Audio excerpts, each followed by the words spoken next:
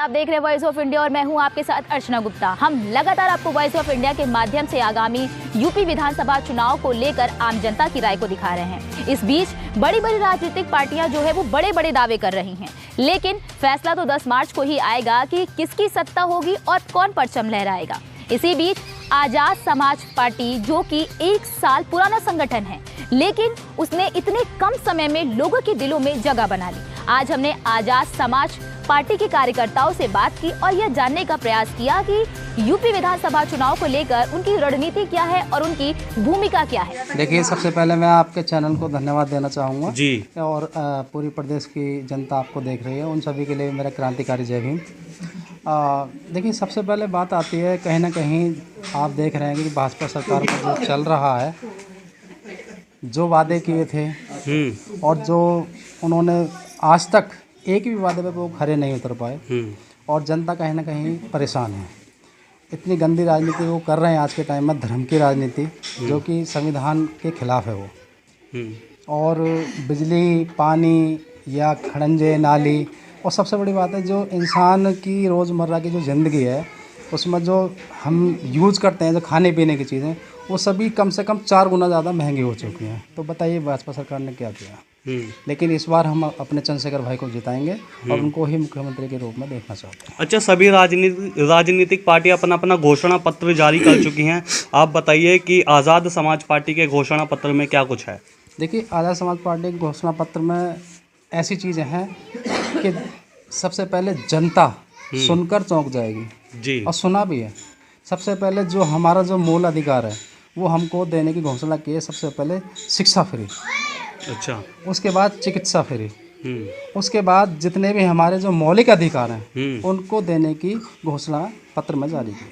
हाँ, और अगर आने वाले भविष्य में या इस बार, देखिए फर्स्ट बार में तो मैं कह नहीं सकता, लेकिन सेकंड बार में भाई को कोई रोक नहीं पाएगा। अगर हमारी सरकार बनती है, चंद्रशेखर भाई की सरकार बनती है, तो ये वाकई सत्य है, 1,00,000% मैं दावे के साथ कह सकता हूँ, वो अपने घोषणा पत्र पर खरे उतरेंगे। भारतीय जनता पार्टी का आपको 4 साल का शासन रहा है, कैसा लगा। देखिए, शासन तो ये आपके समक्ष है। बहन बेटियों की सुरक्षा को लेकर, बहन बेटियों को अभी आपने हाथरस कांड देखा था। तो जब वोटिंग का समय आता है तो वो लोग कहते हैं कि हम सब हिंदू हैं, लेकिन जब वो सत्ता में आते हैं तो फिर वो हिंदू मुस्लिम, तो आप देख सकते हैं ना तो बहन सुरक्षित है, ना माताएं सुरक्षित है, ना रोजगार है। हमारे युवा साथी हैं आपके सामने खड़े हैं, युवा साथियों के लिए रोजगार नहीं है। तो किस मतलब कौन सी ऐसी चीज़ है जो उन्होंने किया आज तक। केवल और केवल अयोध्या का भी निर्माण केवल 4 दीवारी हुई है, वो पूरा मंदिर ना ही बना है, ना ही आज तक बनेगा। अंदर तो जान ही नहीं देते किसी को। तो बताइए कितनी गंदी राजनीति है, आप देख सकते हैं। अरे स्कूल बनने चाहिए, कॉलेज बनने चाहिए, मेडिकल हॉस्पिटल बनने चाहिए। आप बताइए कौन सा आज तक एक हॉस्पिटल बना है। ये कोरोना की महामारी बता कर गई, जो ये खेल खेला जा रहा है, ये आपको लगता है। मेरे को तो आज तक कहीं कोरोना मिला नहीं।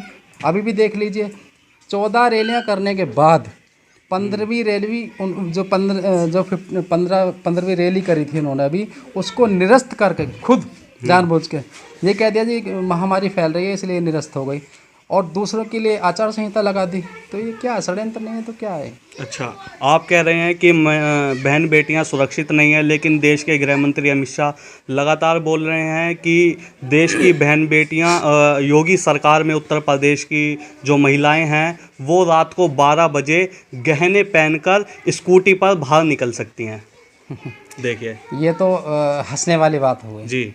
बहन बेटियां मुझसे ज़्यादा तो ये माताएं बहनें खड़ी हैं, आप इनसे पूछ लीजिए। मेरे को कहने की ज़रूरत नहीं है। हो सकता है कि मैं अगर चंद्रशेखर भाई को लाइक करता हूँ इस वजह से बोल रहा हूँ, आप पूछ लीजिए, माताएं बहनें खड़ी हैं। अच्छा, 2 पार्टियां हैं जो बहुजन समाज को लेकर चल रही हैं। एक तो बहुजन समाज पार्टी जो कि काशीराम जी ने बनाई थी, और दूसरी पार्टी है आज़ाद समाज पार्टी, जो कि अभी एक नया उभरता हुआ राजनीतिक दल है। तो आप बहुजन समाज पार्टी को कहाँ देख रहे हैं। देखिए जी, बहन जी हमारी आदरणीय नेता हैं, आयरन लेडी हैं, उनका शासनकाल बहुत अच्छा रहा है। बहन जी के बराबर कोई नहीं कर सकता, ये बात सत्य है। लेकिन जब से चंद्रशेखर भाई ने ग्राउंड लेवल पर रहकर जो काम समाज के लिए किए हैं वो भी कहीं ना कहीं सराहनीय हैं। ऐसे काम आज तक किसी ने नहीं किए जी। ये किसी से भी पूछ लीजिए, कहीं भी बहुजन समाज पर कोई भी एट्रोसिटी होती है वहाँ तत्काल भीम आर्मी पहुँचती है। हर क्षेत्र में भीम आर्मी है, पूरे प्रदेश 5 राज्यों के अंदर काम कर रही है भीम आर्मी। ऐसा संगठन है भीम आर्मी जो हर माँ के साथ, हर बहन के साथ, सर अभी एक इंटरव्यू सुना था, चंद्रशेखर आज़ाद जी बोल रहे थे कि 18 राज्यों में काम कर रही है भीम आर्मी, आप 5 बोल रहे हैं। देखिए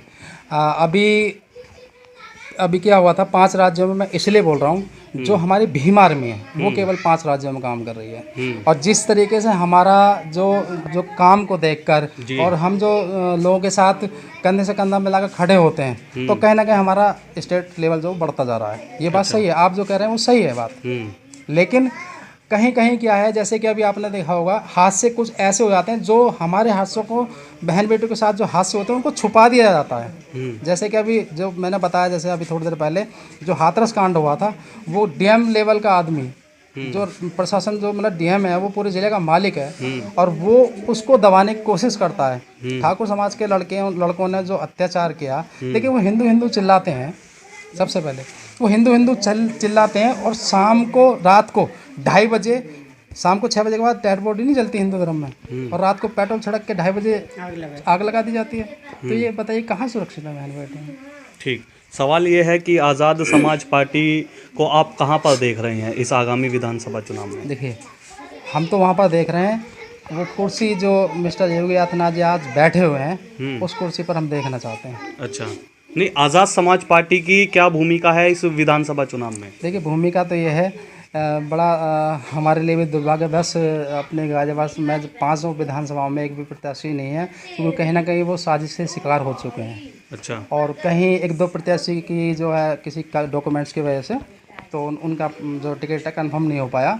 और गाजियाबाद सिटी से अगर भैया का प्रत्याशी नहीं है यहाँ पर, तो मैं खुले आपके चैनल के माध्यम से कहना चाहता हूँ, हम केवल बीएसपी को सपोर्ट करेंगे, या तो बीएसपी जहाँ से हमारा प्रत्याशी नहीं है, अगर और जहाँ से हमारे प्रत्याशी हैं, मैं उन सभी से आपके चैनल के माध्यम से उन सभी को अपील करना चाहता हूँ कि वो केवल और केवल चंद्रशेखर भाई को लाइक करें, उनको वोट दें, और चुनाव चिन्ह हमारा केतली है, और भाई को ही सीएम के रूप में देखना चाहते हैं। ठीक, मैं अर्चना गुप्ता आपसे विदा लेती हूँ। आज के लिए फिलहाल बस इतना ही, लेकिन देश और दुनिया की तमाम खबरों को देखने और जानने के लिए आप जुड़े रहिए वॉइस ऑफ इंडिया के साथ। मुझे दीजिए इजाजत, धन्यवाद।